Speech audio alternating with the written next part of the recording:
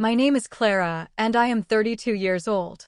I was born under the vast, open skies of Vermont, in a small town nestled among the Green Mountains, where the scent of pine and wood smoke hangs in the air like a permanent memory.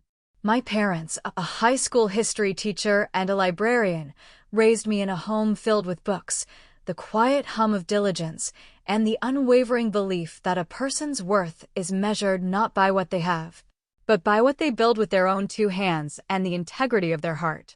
These were the values I carried with me, packed alongside my well-worn sweaters and art supplies, when I moved to Boston to attend the Massachusetts College of Art and Design, my heart alight with dreams of painting the world in my own colors. 7 years later, I found myself in a different kind of room, one paneled in dark, imposing mahogany, the air thick with the scent of old paper and the unspoken weight of endings. I sat across a polished table from my husband, Richard, in the sterile quiet of his lawyer's office. The divorce papers lay between us, a stark white testament to a life we had tried and failed to build together. As Richard picked up a heavy, gold-nibbed pen to sign his name, a small, confident smile played on his lips. It was a smile I knew well, the same one he wore when closing a deal, or when he looked at me across a crowded room as if I were his most prized acquisition. He had always seen me as a beautiful, gentle creature he had plucked from obscurity, a painter with a quaint little hobby, but no real ambition. He had no idea that while he was otherwise occupied, I had been quietly, painstakingly, planting a forest. Our story began, as many Boston stories do, at a fundraiser. It was a crisp autumn evening at the Museum of Fine Arts, the soaring glass atrium filled with the city's elite, their laughter echoing against the marble floors. I was there not as a guest, but as the volunteer who had designed the event's branding, the invitations, the program, the soft, ambient projections of artwork that danced on the walls. I felt a quiet thrill seeing my work come to life, a sense of purpose that made me feel at home even among the glittering strangers. Richard found me by the Chihuly glass sculpture, its vibrant colors a stark contrast to his impeccably tailored navy suit. He was a cornerstone of Boston's venture capital world, a man who had inherited not just wealth, but the unshakable confidence that came with it. His family, the Astors, were practically woven into the city's foundational fabric. "You have the look of someone who actually appreciates the art, not just the champagne," were his first words to me. His gaze was intense, focused, and in that moment, I didn't register the subtle condescension. I only felt seen. He listened, truly listened, as I spoke about my passion for color theory and the narrative power of visual art. I was captivated by his charm, by the way he made me feel like the only person in that cavernous hall. Our courtship was a whirlwind tour of a life I had only read about in novels. Dinners in the North End at tables that were impossible to book, weekends sailing off the coast of Nantucket, introductions to a world where conversations were peppered with names of senators and CEOs. He was attentive, brilliant, and seemed to adore me for the very qualities that made me different from the polished, pedigreed women of his circle. I was a working artist, making a modest living as a brand strategist for a small creative agency, and I loved the challenge of it, the satisfaction of helping a small business find its voice. Richard called it my charming little enterprise. "Why tire yourself out with logos and pamphlets, my love?" he'd say, stroking my hair. "I can give you a world where you never have to work again. You can just create." He didn't understand that my work wasn't about the money, it was the scaffolding of my identity, the proof of my own capability. He proposed 6 months later, in a private corner of the Boston Public Garden as snowflakes began to drift down from a dusky sky. The ring was a breathtaking heirloom, a flawless sapphire surrounded by diamonds, and the world seemed to hold its breath. It felt like a dream I was afraid to wake from, so I said yes. We married in a small, intimate ceremony at my parents' home in Vermont. The Green Mountains stood as our silent, ancient witnesses. It was my one quiet insistence against the Astors' expectation of a grand affair at Trinity Church with a guest list that read like a who's who of New England society. "A simple wedding for a simple girl," his mother, Catherine, remarked, her smile as thin and brittle as a winter leaf. It was the first time I felt the cold draft of their judgment, the quiet, persistent message that I would never quite measure up. Our home became a sprawling condominium in the Seaport District, a monument of glass and steel with panoramic views of the harbor. It was beautiful, minimalist, and cold. Every surface was reflective, every piece of furniture a statement of wealth. When I tried to soften the edges with a hand-thrown vase from a Vermont potter or a vibrant, abstract canvas I'd painted, Richard would gently move it, replacing it with something more appropriate. "Our home is a reflection of us, Clara," he'd explain. "It needs to convey a certain standard." Slowly, I began to understand he meant his standard. Our personality was becoming his. The early years of our marriage were a study in paradox. I was surrounded by unimaginable luxury, yet felt a profound and growing loneliness. My own friends, with their talk of art shows and teaching gigs, seemed out of place in Richard's world. He never said it outright, but he would make subtle comments after they'd leave. "Is your friend Maya still living in that tiny apartment in Somerville? It's admirable, I suppose." The invitations to my friends dwindled, replaced by invitations to charity committees and luncheons with the wives of Richard's partners. They were polite, their smiles perfect, but their questions always circled back to the same theme: my background, my family, my life before Richard. I was a curiosity, a project. I once overheard one of them refer to me as Richard's rustic phase. When I told Richard, hoping for his defense, he instead suggested a solution. "Perhaps you could take up polo, darling. Or join the symphony board. They just need to see you're making an effort to belong." His words, meant to be helpful, felt like a request to erase the very parts of me he'd claimed to love. The independent, mountain-bred girl was slowly being sanded down, polished into a smooth, featureless accessory designed to reflect his world back at him. My paintbrushes gathered dust.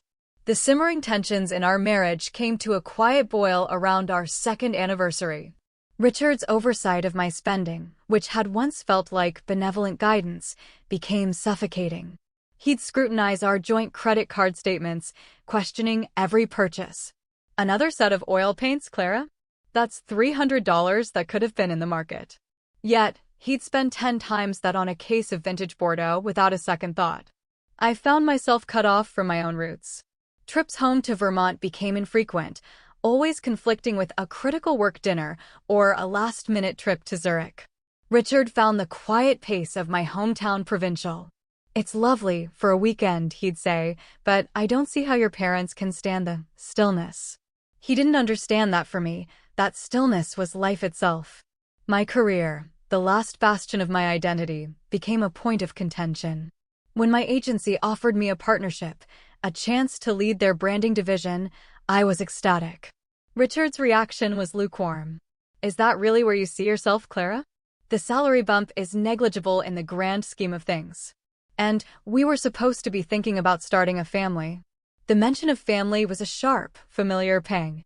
Whenever I brought up the idea of children, he would deflect, saying the timing wasn't right, that our financial foundation needed to be unassailable first. It was during this time, feeling adrift, that I discovered a new passion. My agency began working with purpose-driven brands, and I found myself drawn to the art of brand storytelling, helping companies with soul articulate their mission. I realized I had a talent for it, for weaving narratives that created genuine emotional connections. I felt a spark ignite within me, a flicker of the old Clara. Full of this newfound energy, I shared an idea with Richard one evening. I dreamed of starting my own consultancy, focusing exclusively on ethical and artistic brands. His response was a gentle, devastating blow. "Clara, that's a lovely thought. But a business needs a certain ruthlessness. It's not your nature. And the failure rate for these little passion projects is staggering. I wouldn't want to see you disappointed." The true chasm between us was revealed one Christmas. After dinner with his family, where his mother had once again made pointed inquiries about grandchildren, I confronted him in the quiet of our car as we drove over the Zachem Bridge, its illuminated cables like a giant harp against the night sky. "Why do you keep putting it off, Richard? You say it's about money, but that makes no sense." His answer was quiet, precise, and it fractured something deep inside me. It's not just about money, Clara. It's about legacy.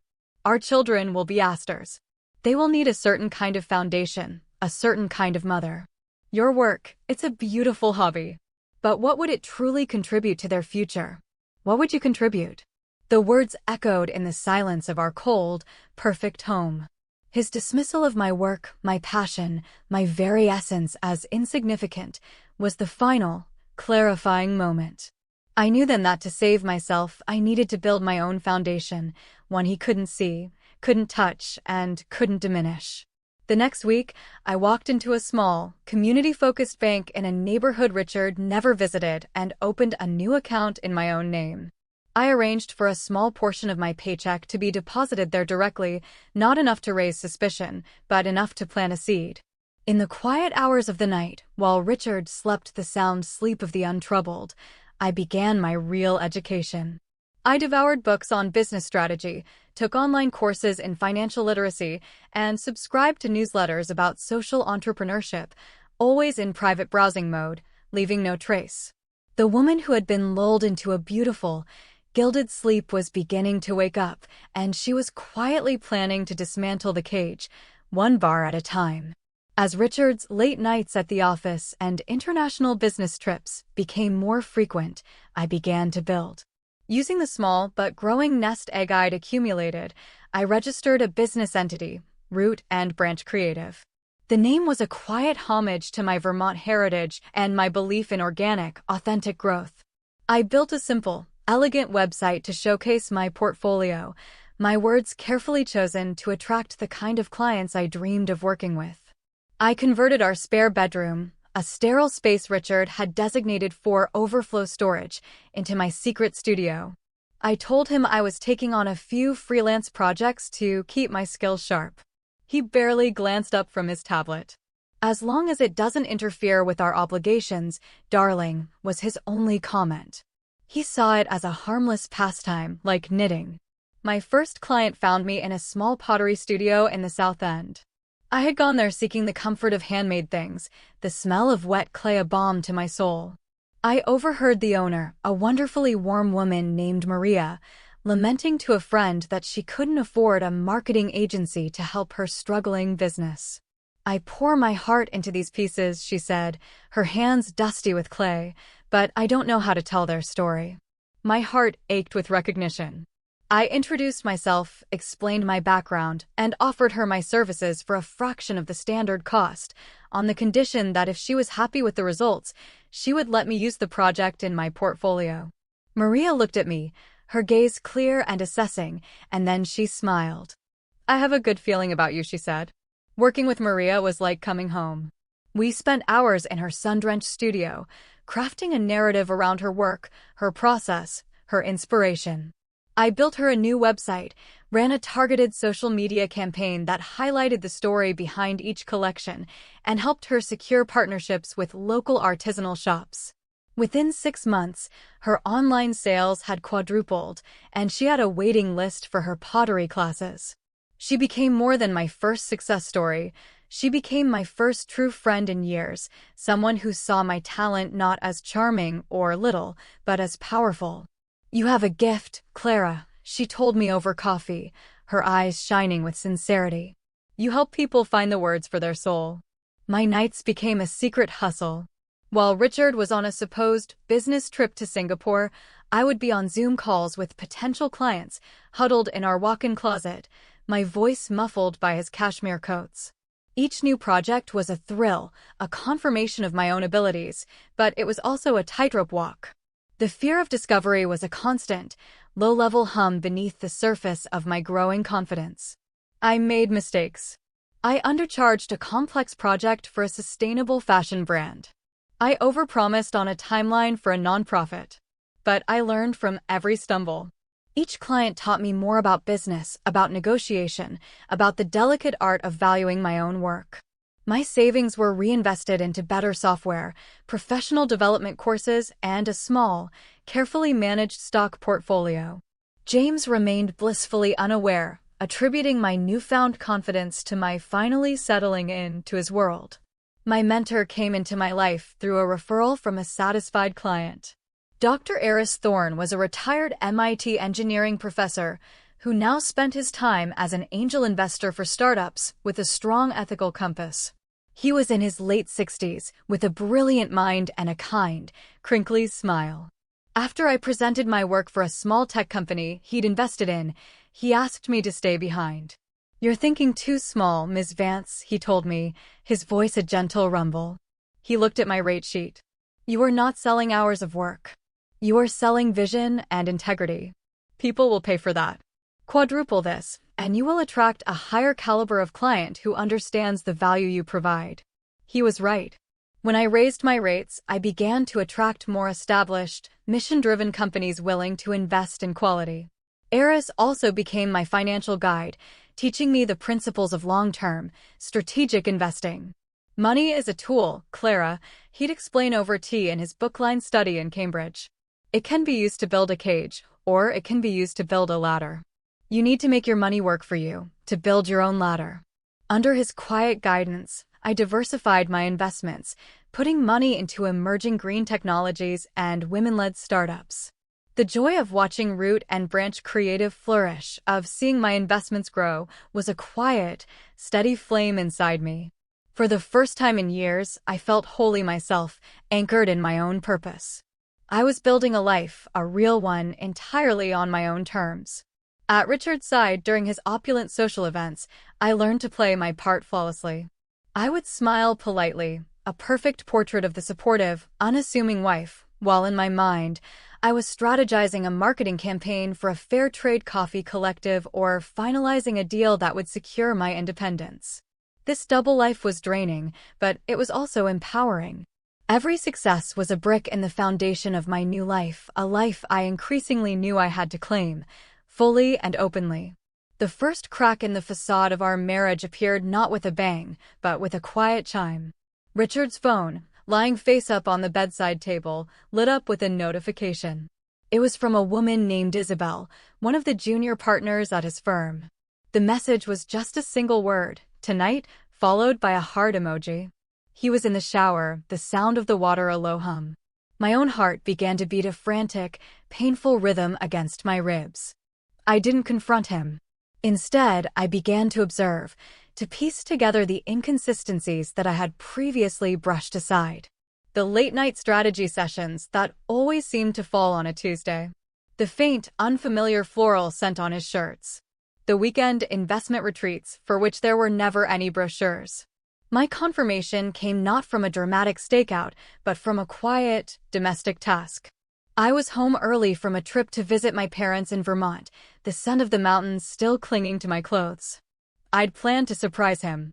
While unpacking, I noticed a sleek, dark green shopping bag from Cartier tucked away in the back of his closet, behind a row of ski boots. My breath caught. My birthday had just passed, and he had given me a lovely, but simple, pair of pearl earrings. With trembling hands, I opened the bag. Inside was a velvet box containing a love bracelet, the iconic, screw-fastened symbol of devotion. Tucked beneath it was the receipt. It was dated 3 weeks prior and made out to Richard Astor. The cost was staggering, more than my annual salary from my old agency job. This wasn't a corporate gift. This was a grand, intimate gesture. And it wasn't for me.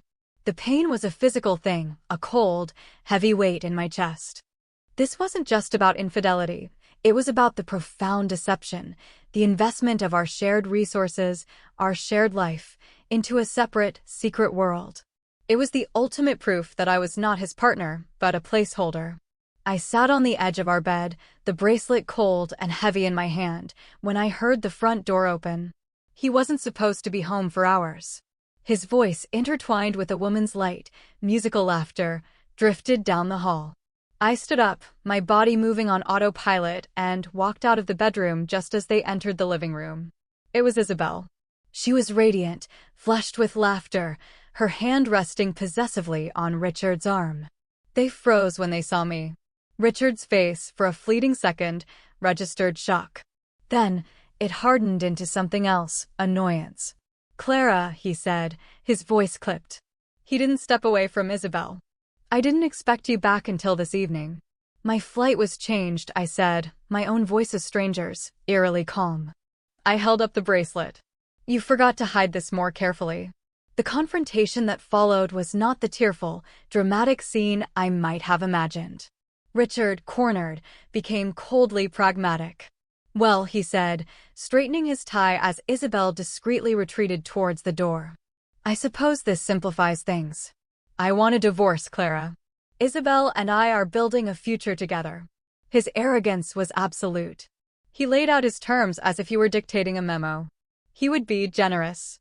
He would provide me with a small stipend to help me get back on my feet, and I could keep my personal belongings. The condo, the art, the shared investments, all of it, he explained, was a product of his earnings and his family's wealth and would remain his. My lawyer will be in touch tomorrow, he finished, his tone suggesting the matter was closed. He seemed genuinely perplexed by my silence, by my lack of pleading. You should probably find somewhere else to stay for a few days. A strange, quiet strength rose in me. Actually, Richard, I said, meeting his gaze. This is my legal residence as well. I'll be staying here. Perhaps you and Isabel can find a hotel. His face flushed with anger at my unexpected defiance. As Isabel pulled him toward the door, he shot a final, dismissive threat over his shoulder. You'll regret this, Clara. When my lawyers are through, you'll be lucky to have enough for a bus ticket back to Vermont. After the door closed behind them, I sank onto the cold leather sofa. The silence of the vast, empty apartment pressed in on me. But for the first time, it wasn't a lonely silence. It was the quiet before the dawn. And for the first time since I had found the bracelet, I felt a flicker, not of triumph, but of profound, unshakable resolve. Richard had no idea who he was divorcing. The day after Richard walked out, I changed the locks. It was a small act of reclamation, of drawing a boundary around my own space. The initial settlement offer that arrived from his prestigious, old guard law firm was as insulting as I'd expected, a one-time payment of $100,000 in exchange for waiving all claims to any marital assets. He's assuming you're the same woman he married, my lawyer, Anjali said, her calm, intelligent eyes scanning the document. I had found her through Eris. She was known for her sharp mind and her quiet, unshakable demeanor. He believes you'll be intimidated into accepting crumbs. With Anjali's guidance, we rejected the offer and began the formal, arduous process of financial discovery. Richard's legal team responded with a series of delays and obfuscations, a classic strategy designed to exhaust the resources and the will of the less wealthy spouse. What they didn't know is that my resources were no longer tied to Richard's. We made a strategic decision.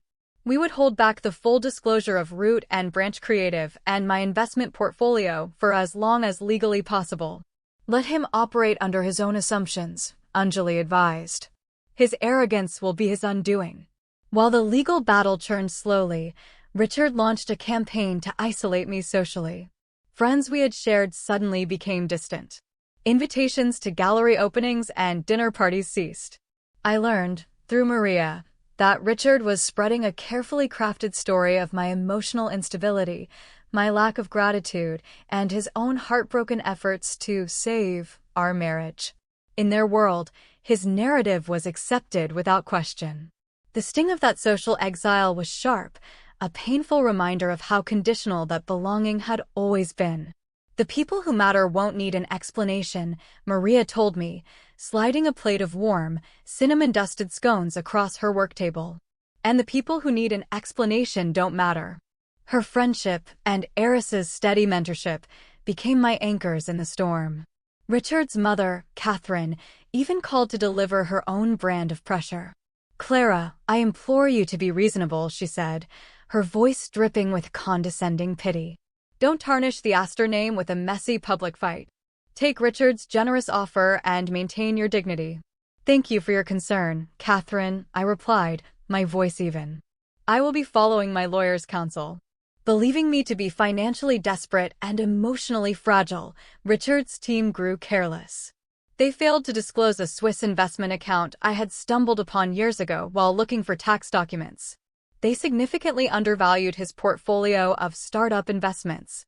Anjali meticulously documented every omission, building a case not of my need, but of his deceit. During this tumultuous period, my business, my true passion, experienced a quiet explosion of growth. A branding campaign I designed for a national sustainable textile company won a major industry award. The recognition brought a deluge of inquiries from high-profile, mission-driven organizations. I hired my first 2 employees, moved Root and Branch Creative out of my spare room and into a beautiful, light-filled studio space in a converted warehouse, and began to build a team that shared my vision. All the while, in the legal proceedings, I was still being characterized as a part-time freelance artist with negligible income. The night before our final mediation hearing, I stood in the glass-walled living room of the Seaport condo. For 7 years, I had tried to make this place a home, but it had always felt like living inside a beautiful empty shell. I had packed a single bag. A few blocks away, a brownstone I had purchased through a discreet LLC was waiting for me. It was a historic building in Beacon Hill with worn wooden floors, a small, walled garden, and a fireplace in the living room. It was everything the condo was not: warm, grounded, and full of soul. My phone chimed. It was a text from Eris. "Tomorrow, you are not there to prove your worth. You are simply there to state it as fact. Remember that." I took a deep breath, the city lights twinkling below like a fallen constellation. I was ready. The mediation took place in a sterile conference room on the 40th floor of a downtown skyscraper. The air was tense. Richard sat flanked by 2 lawyers, his expression a mixture of impatience and condescension. He looked at me with a flicker of pity, as if I were a lamb being led to slaughter. His lead attorney began, outlining their final, magnanimous offer, slightly increased, but still laughably small. He spoke of my limited contributions to the marital estate and my inability to maintain the lifestyle to which I'd become accustomed without Richard's support. I listened quietly, my hands resting calmly in my lap. When he was finished, Anjali simply nodded. "Thank you," she said, her voice soft but clear. "Before we respond to your offer, we have a legal obligation to correct the record. Mr. Astor's financial disclosures are incomplete. And so are ours." She slid a slim portfolio across the polished table. "This is a complete and audited statement of Ms. Vance's current assets, as required by the court." Richard's lawyer opened it with a dismissive air, which slowly faded as he read. He passed it to his colleague, who passed it to Richard. I watched as Richard's eyes scanned the first page. I saw the subtle shift in his posture, the tightening of his jaw.